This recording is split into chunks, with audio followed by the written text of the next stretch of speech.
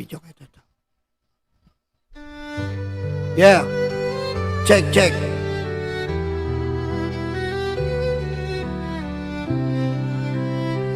Video kayo. Bawat takpang tinig iyong daan sa sariling bayan, ika'y inuskan. Yeah. Kaya ang galit sa kapangyarihan, agilang Sara Duterte, magnanakaw ng taong bayan. Pinapasan mo lahat ng dusa, patakat.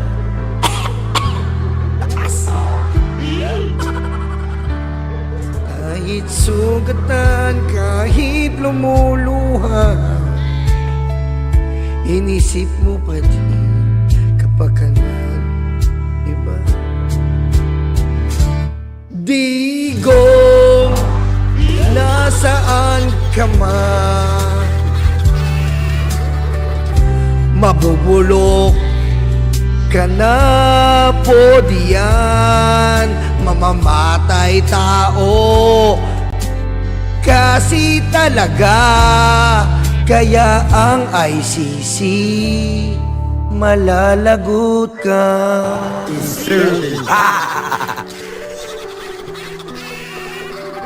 Inubos mo lahat ang mga Pinoy, bata, matanda, wala kang pinili. Pero lahat ng mga Chino pinatakas mo, walang yaka talaga. Naglaban mo ang Xi Jinping, yung West Philippine Sea ibinigay mo na din. Binaligtad mo ang arbitral ruling, kaya wala nang natira sa isla natin. Digong, mabubulok ka na dyan. Garapon, babalik na yan.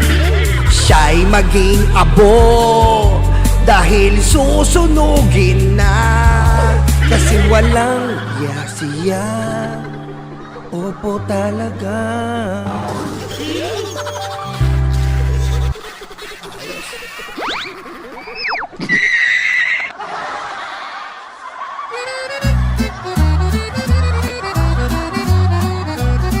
Hoy! Pogi mo, iba ka talaga. Sobrang bait, abay grabe ka na. Kapag nagsalita, tila kakaiba. Ang lupit at sobrang nakakatawa.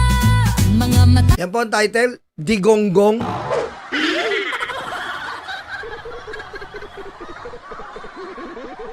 Maraming salamat sa mga loyalista lagi nakasubaybay. Busog ako. Layo ng boss ko, no? Layo sa original, no? Pag yung original nakakaiyak, ako nakakatakot, eh, no? Tigo. -1. Tigo. Kay. Tigo. Makukulong kang lubusan. Babalik. Nakagarapon na yan.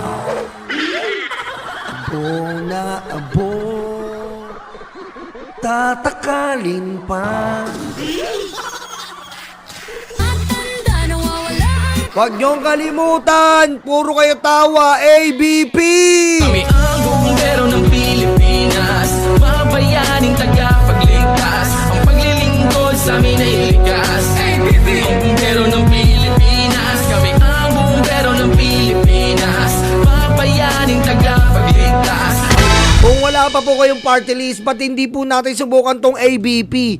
Ang bagong Pilipino, ang bagong Pilipinas, ang bumbero ng Pilipinas, napakalupit. Ngayon pong may paparating na big one, sino ang tutulong? Ang mga bumbero. Ngayon po na may mga sunog, sino ang first respondent? Mga bumbero. Kapag binaba ka, nililindol tayo, sino ang nandun? Mga bumbero. Yung ex mo ba nandun? Wala. Ginatasan ka lang, kinuha yung ATM mo, winidraw, nilaplap ang iba. Kami ang bumbero ng Pilipinas, mga bayaning tagapagligtas. Ang paglilingkod sa amin ay likas. Pero yung ABP, pag naging loyal ka, ang kapakinabangan po nito ay ang taong bayan. Di ba? Ikaw, anong pakinabang sa'yo ng ex mo? Nilustay ka lang. Ang tigas ng ulo mo. Di ba? Kala mo, mahal ka, pero hindi ka mahal. Pero yung ABP, mga bumbero, matagal na kayong minamahal.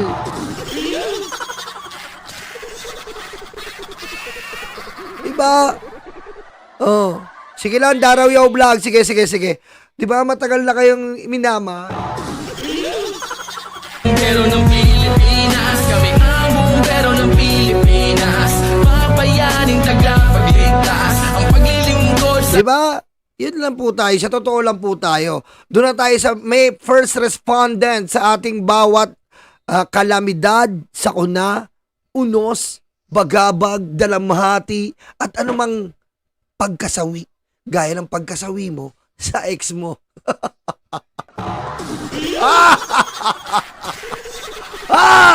Yak!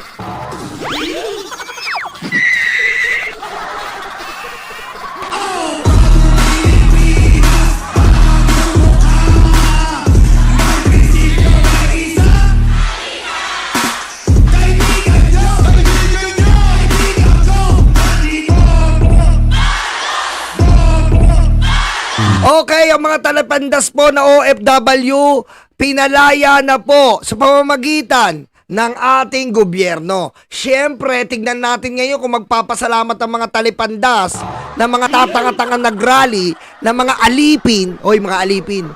Ha? Oh. Kayong mga alipin, ano na, mag-thank you naman kayo mga alipin. Alipin ng betlog ni Digong. Ano? Ha? Ganon-ganon na lang yon. Mag-thank you naman kayo mga alipin ng betlog ni Digong. One country team with the DFA and our embassy in Doha to provide legal and welfare assistance to the 20 who were arrested. Oh, 20 na pala kayo dyan, mga hunghang. 20 na pala kayo. Oh. Pag biro mo, legal assistance. Ang sarap yung ang sarap yung kagatin ng ilong. Darayaw Vlog, thank you pare. Ang tanong ng presidente, kamusta na sila? Oh. Their welfare, their well-being. Oh. Kaya't nagkaroon tayo ng welfare visits. BBM, dapat sinabi mo, hindi, kamusta na sila? Tanga-tanga sila. Ba't ganun? BBM, mali eh. Masyado ko talaga mabait eh. Sabihin mo, tanga-tanga sila. Hindi, kamusta na sila. Huwag mo kamustahin ng mga luga. Sabihin mo, tanga-tanga sila. Tanga-tanga eh. Akala mo, nakatuntong lang sa Qatar. Akala mo, mayayabang na. Lari kami. Nakalimutan ng mga alipin sila.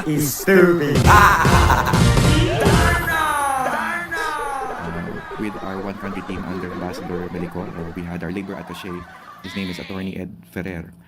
Along with our retained Qatari Legal Counsel, conduct visits in the detention centers in the jails. Where the DDS. Ano? Fake news? Sabi niyo fake news, walang nakakulong ah. Oh. Fake news? Di ba sabi nila dito? Fake news, walang nakakulong. Oh. Luga.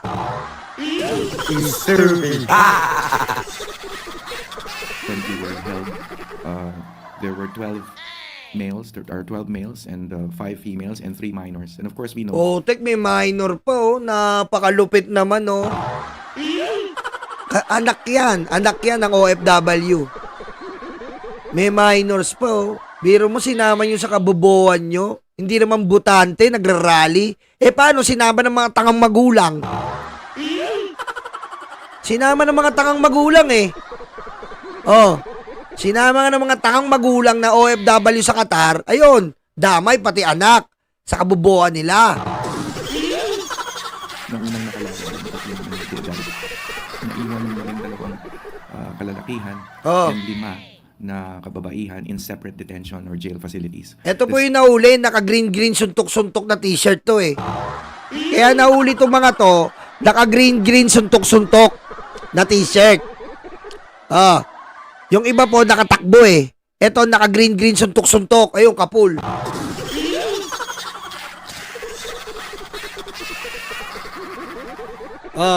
Pagkatapos, hindi ba mahiya kayo sa balat nyo? Pagkatapos yung tawaging bangag, pagkatapos yung tawaging adik, hindi kayo natulungan ng mga dinidilaan nyo ng betlog na sila Digong. Walang pakialam sa inyo. Nakita nyo na yan? Walang pakialam sa inyo. Ano nung sabi lang ni Roque?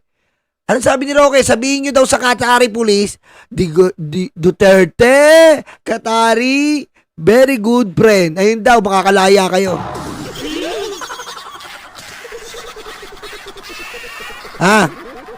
Pero kung talagang mahal kayo nila Digong, si Roque mismo lilipad dyan sa Qatar para tulungan kayo mga bobo. Di ba doon kayo nakikinig? Kita nyo, wala silang pakialam sa inyo. Dapat nilipad ni Roque kayo dyan, ni Balyenang baklang Nutella. Pero walang pakialam sa inyo. Walang pakialam. Dapat si Roque lumipad dyan kaysa yung pupugak-pugak siyang hayop siyang bakla.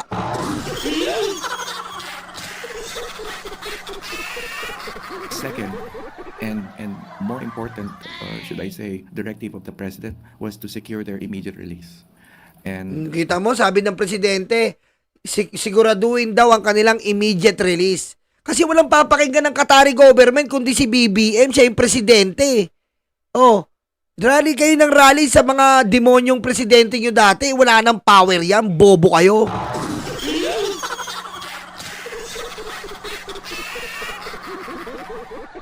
Bobo kayo. Tsaka Ma'am Linta Mori, ngayon, hinahadlangan ng PDP, bobo talaga Hinahadlangan ng PDP po ngayon ang online voting. Bobo kayo, yun ang alam boboto sa inyo, yung mga OFW yung naloloko nyo, ayaw nyo palang online voting. Bobo ba kayo?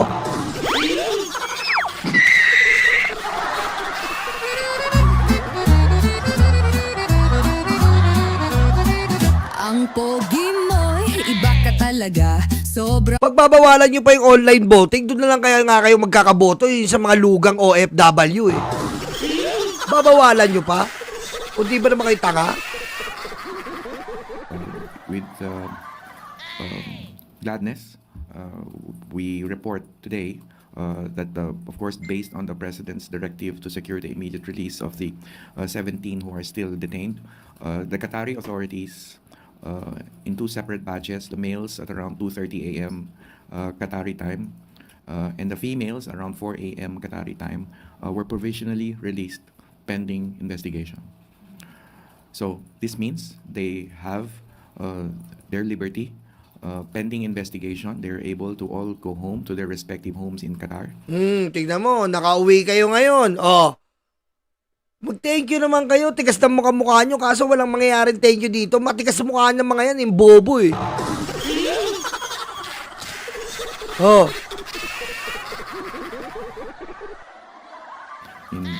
Doha, and able to spend time for themselves and their loved ones. But at the same time, since they are still subject to investigation, patuloy yung pinag-utos ng ating Pangulo na legal assistance, legal counsel, who will provide the necessary legal assistance to the 17 who are still under investigation. No charges have been filed. In fact, Pito mo, walang charge na pinaili sa inyo. Sa tulong ni BBM, babaligtarin na naman yan ng mga tatanga-tanga. Babaligtarin nila yan. Hindi tinulungan ng gobyerno yan. So, kusang nakalaya. Bobo. Iba ang Arab countries. Pag hindi nakikipag-usap ang estado dyan, diyan ka mabubulok. Makakala nyo. Kapag hindi nakikipag-usap ang estado dyan, diyan mabubulok talaga yan. Sabi ko sa inyo. But the president, when he gave us instructions to secure immediate release, was pointing out the matter on whether or not charges had indeed been filed. And so our legal counsel in Qatar had put forward this point. And to the Qatari authorities, we're very, very thankful to the Qatari authorities, to the Qatari government, for allowing the provisional release of the 17 as the investigations proceed. And as directed by the president, as legal assistance and welfare assistance will continually be provided to the 17. So yun na lamang po. First question, Jinky Baricados, IBC. Good afternoon po, Secretary. Sir, since it is provisional released pa lang po, what if po, sir, kapag may nakasuhan, what is the potential penalty? Yes, I think before I respond to that, Jinky, I need to always put in that reminder to our kababayans to please observe host country laws and regulations. Dito yung nangyari sa Qatar, humantong sa arrests. But when it comes to mass actions and assemblies, they are regulated in their respective host countries. And in some countries, maaring walang arrest na nangyari. But we know there are other countries that have taken note of mass actions and have been monitoring. Ayan, meron nga po. Yung iba dyan, hindi kayo inaresto, pero tandaan nyo, may record kayo. Alam mo, sa Singapore, may pag-iimbestiga po ngayon. Sa Hong Kong, may pag-iimbestiga. Sa Saudi, may pag-iimbestiga ngayon. Sa Jeddah, oo, nasagawa nyo yung rally, pero may investigasyon na sinabi sa ating embahada. Ang titigas ng ulo na itong mga tangan to. Sa Taiwan, meron na rin pong investigasyon. Oh. Ngayon, pag napatunayan na lumabag kayo, balik kayo dito, mga inutil. Tigas ng ulo nyo eh. Tigas ng ulo nyo. Dapat talaga kayo ma-deport kayo eh. Tigas ng ulo nyo. The movements, the behavior of our Filipino communities abroad. So, ang mensahe ay mag-ingat lang po. Siguraduhin sundin ang batas, ang mga regulasyon ng host countries. And, sorry, Jinky, pakiulit na lang. Yes, sir. If ever lang po, sir, na may nakasuhan or makakasuhan, ano po yung mga potential penalty kayo? Okay. Ang alleged dahilan ng kanilang pagka-aresto ay yung matter on illegal assembly or gathering without a permit, and gatherings that potentially disturb public security. Ito yung mga aligasyon, okay? Kaya ang legal defense natin will be there ready to defend our 17 from these allegations as directed by the President. So, ang penalties nitong illegal assembly is 6 months up to 3 years imprisonment and a potential fine of 10,000 Qatari riyals to 50,000 Qatari riyals. Subject, of course, to the recommendation of the prosecutor and the discretion of the Qatari Criminal Court. Oh, sabi ni asawa ko, DDS, inaway ko, inaya sumama sa rally sa Riyadh. Sabi, buti ginamit ang utak. Hindi sumama. Eh di sana no remittance. Tama. Alam nyo, kayong mga pinalaya, magtanda na kayo. Hindi pa tapos yung investigasyon. Wag muna kayong mag-angas-angas mga bobo. Dahil pag sinabi ng Qatar na magbabayad tayo ng fine, hindi naman kayo magbabayad eh. Yung gobyerno pa rin, ang tigas ng mga mukha nyo. Dapat, humihingi kayo kay Duterte. Tama, Ma'am Tamura. Di ba, Ma'am Tamura? Sinasabihan tayo, fake news daw tayo, walang nakulong. Picnic lang daw. Tanga, mga bobo kayo.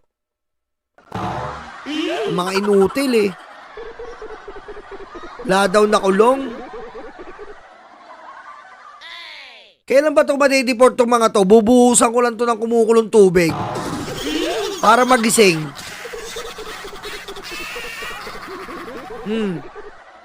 Anong ginawa niyo sa kulungan? Na magmamakaawa kayo, di ba? Sorry, Katari, sorry. Sorry, idiot.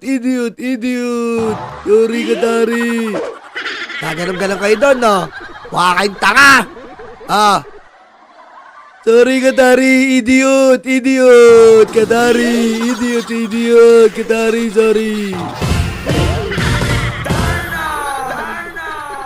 Tanga-tanga eh.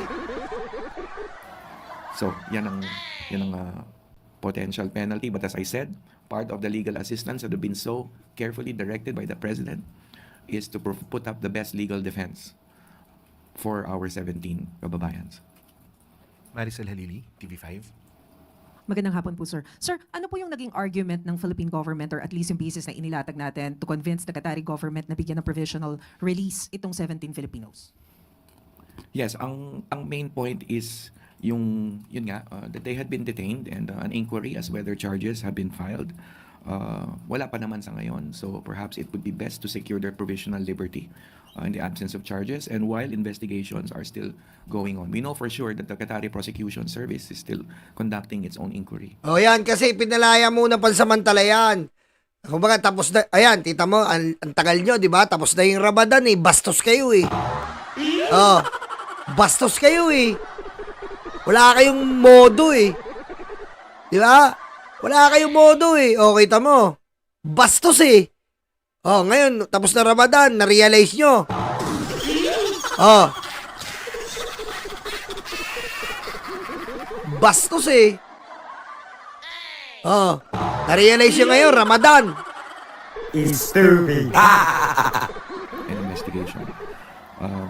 Of course, we are also, dahil welfare check ang gusto rin ng ating Pangulo, we want to know for sure if our 17 kababayans are medically safe, are in good physical condition. So in fact, one of the things that we will do, of course, under the leadership of Ambassador Melicor, our labor attaché, will bring in medical help and assistance to check on the 17.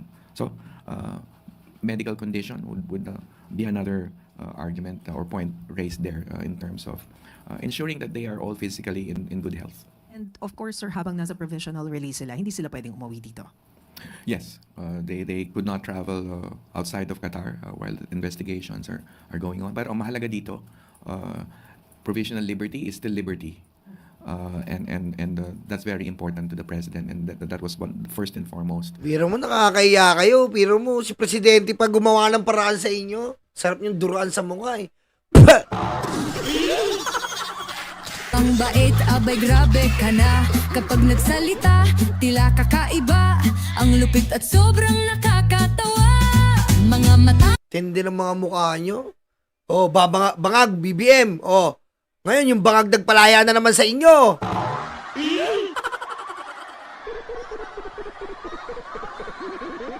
Tanga kayo. O, si Harry Roque, wala. Puro daldal lang sa inyo. Hindi man lang kayo pinuntahan sa Qatar. nawawala ang problema. Mga amoy Ang bobobo na ito talaga mga ito eh. Kaya kayo, di nyo iniisip pamilya nyo. Ano sabihin pa ng pamilya nyo? Ikaw kasi mas inintindi mo yung si Digong kaysa sa buhay natin. Tanga eh!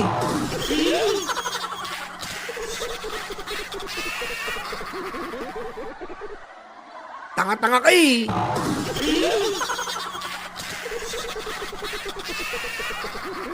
Bobo ang putik na to. Pinagpalit yung pamilya sa betlong ni Digong eh. Vicks at amoy sampagita. Mga loyalistang sobrang ulyanin na. Lahat sila Tama, yung weak leader na naman, yung weak leader na naman nagpalaya sa inyo, pusang ama kayo. sobrang minamahal ka. Niyolo ang kagwapuhan. Sa pagkomento di ka mapantayan. Paano yan? Yung weak leader na naman, paano na naman tayo nito? Yung babangag-bangag na naman, inuna yung priority kayo. Dahil naawa sa inyo, mga kupal. Lolo at lola pati mamamayan. Ikaw parati ang laging inaabangan. Niyolo ang kagwapuhan. Sa pagkomento di ka mapantayan. Anong ginawa? Walang ginawa yung Digong nyo. Ayun. May taning na yata yung buhay nung hype na yun. Lolo at lola pati mamamayan. Ikaw parati ang laging inaabangan.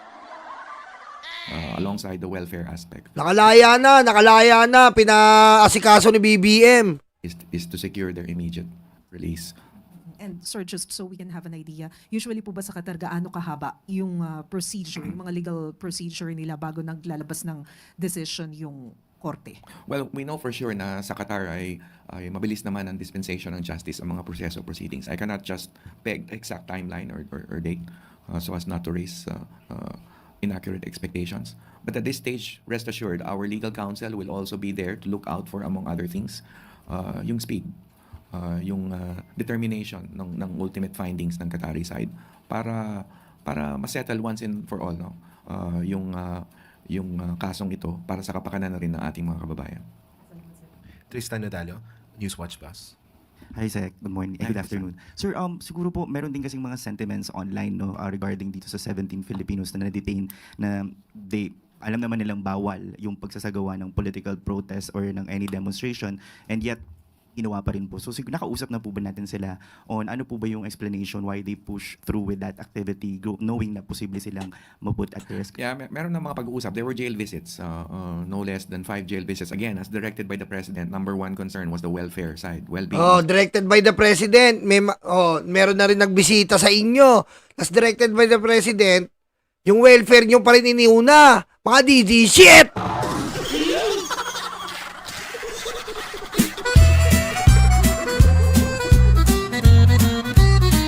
Umulan, bumagyo, at anumang araw lumindol tsunami, kahit mabalisaw Engot. Side. So in line with that, there were jail visits. But I can't get into details at this point. There is an attorney-client relationship that is confidential, and most of the conversations will be related to the legal defense to be foisted in behalf of our kababayan. So I hope you understand muna, hindi ko muna may divulge yung mga... Oh, malamang sasabihin nito mga to, walang tumulong sa kanila, walang nagpalabas. Pinalaya talaga yan. Ala.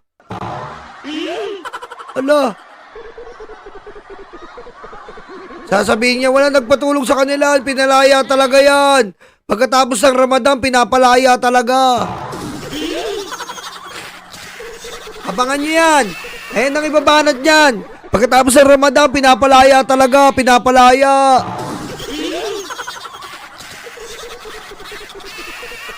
Subukan niyong gumanon. At pag gumanong kayo, ewan ko lang talaga paglabas ng paper ng investigasyon at pinapauwi kayo, tignan natin kung di kayo mangisay.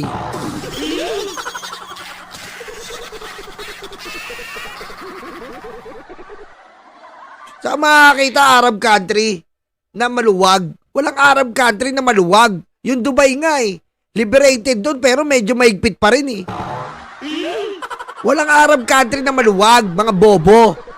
Ha? Kahit sa Arab country, walang maluwag. yung mga exchanges between our labor attaché, our legal counsel, and the OFWs. But right now, they are just given time to, again, rest and spend time and message and communicate with their families. But in due time, of course, Ambassador Melicor and Labor Attaché Ferrer will be meeting them. Again, in should I say, in terms that will be in line with yung preparation also for their defense. So again, a lot of this will be confidential. I hope you don't mind and I hope you understand.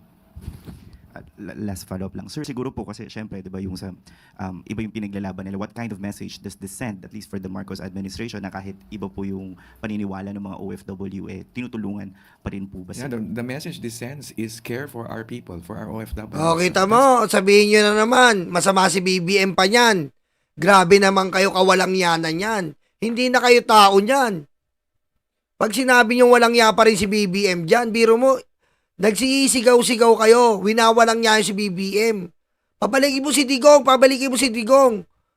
Sa tutusin, dapat pwede kayong dead mine, Kasi isipin nyo kung yung Digong nyo pinatapon ni Bongbong Marcos sa daig, kayo pa kaya? Mga alipin lang kayo ng mga luluga-luga. Nagigits nyo? Ha? Nagigits nyo ba yun? Kayo nga na mga alipin lang na luluga-lugang OFW sa Qatar. Ha? Mga pipitsuging kulangot lang kayo. Yung pinaka-maestro nyo na si Digong, tinapo ni BBM, kayo pa kaya?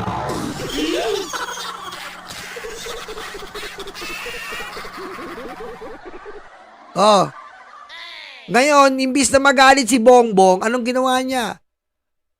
Sabi kay Kakdak, intindi mo yung mga yan. May mga pamilya yan. Ayusin mo, palayain mo, Kakdak. Oh. Thank you naman dyan.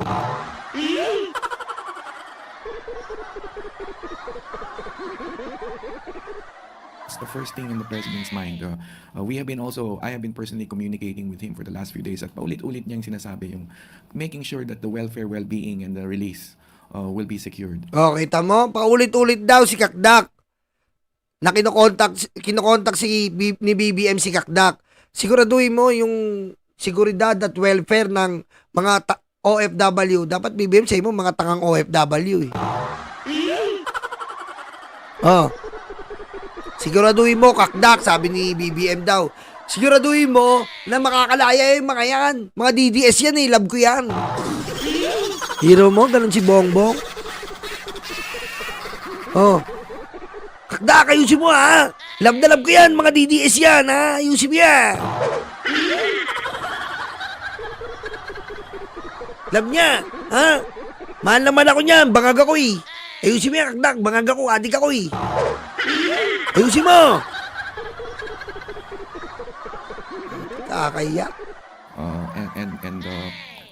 We also have to emphasize that this is mandated under the law. The President very well knows the mandate of the DMW. Parati niya kaming inaalalahanan tungkol sa pangangalaga ng ating mga OFWs, lalo na sa panahon ng matindi nilang pangangailangan. At ito yun, di ba? Second, I always like to point out that there were women and children involved in the arrest. And Yung women and children, pati bata, sinama nyo sa kabubuan nyo. Bobo talaga, men. Bobo. Bobo talaga. Sinama pa yung, kinunay pa yung anak bobo mo.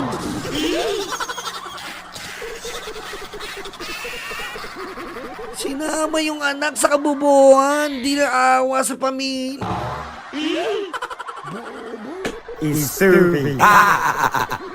for a while, noong unang oras, may mga 2 o 3 na hinanap pa kung nasaan sila, yung detention center. So, there really had to be interventions made. So, we're thankful na nakalaya yung 3 minor de edad. So, there really was no other recourse but a humanitarian. O, kita mo, nakalaya yung minor de edad. Kung nandiyan si Kibuloy, di makakalaya yung mga minor. Uy!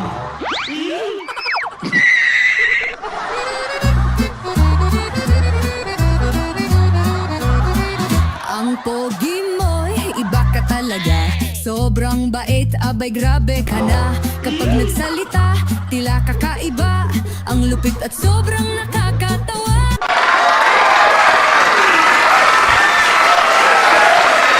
Buti, wala si Kibuloy. Diba? Pasalamat na lang po tayo, wala si Kibuloy. Dahil kung nandun si Kibuloy, malamang nakakulong yung mga minor de edad na yan. Liberty Hinata, thank you po. And welfare assistance, the course of action that the President had so directed.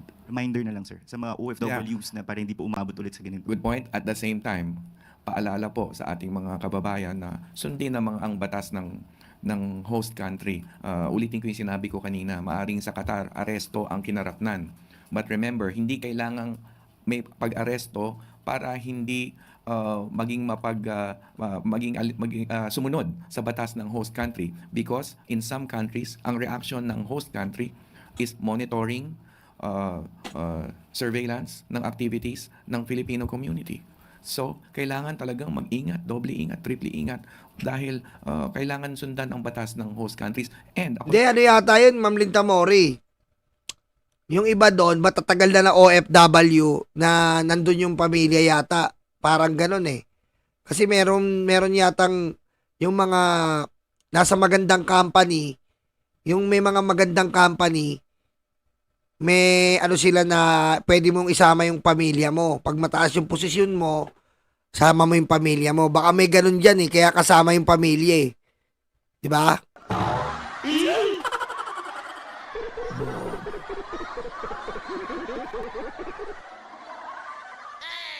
Flex tong mga to. O, yan. O, baka na naman kung ano na naman gawin nyo. Huwag muna kayong kumilos. Under investigation pa kayo.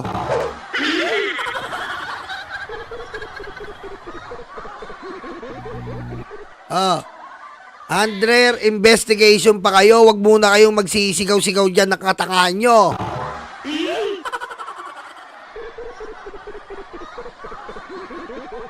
Pero mo pati bata, dinamay nyo. Minor de edad. Nakdang weteng, oh.